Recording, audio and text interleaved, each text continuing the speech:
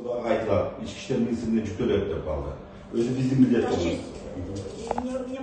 Саат 8'de biz bardıq, minister aytты, siz Алматыга барасыз, Совет министри болууда ошол жерде доклад жасайсыз деп.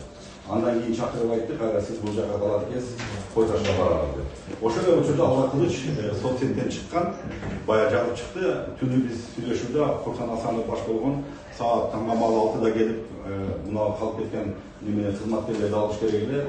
Анан биз кайрадан 6 кызматкерди алыш керек, курал жаракты беребесе келбей атат деди. Ошону мен пресс-служба бергендигимен көтөрүп Кашкар Саканычка кирип айттым. Шунда жок, бирөөнү жөнөтөйүн дагы барып ошо кызматкерлерди алып келди коюп жаш болот десем, это не наша работа, это пусть Окунбаев решает это его головоломка.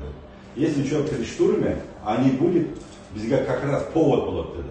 Ана мен өз көз карашымды айттым. Кашкар Саканыч кыргызча андай болбойт. Эч качан ал жерде дедим, кандай кайсы гана жерде болбосун, эч качан спецназтын балдарыны, тем более Альфанын балдарын ал жерге таштап коюп, анан кийин биз бар штурм кылабыз деген туура эмес. Алардын өмүрүнө, бала чакасына ким жооп берет? Мен ага каршымын деп чыгып кеттим.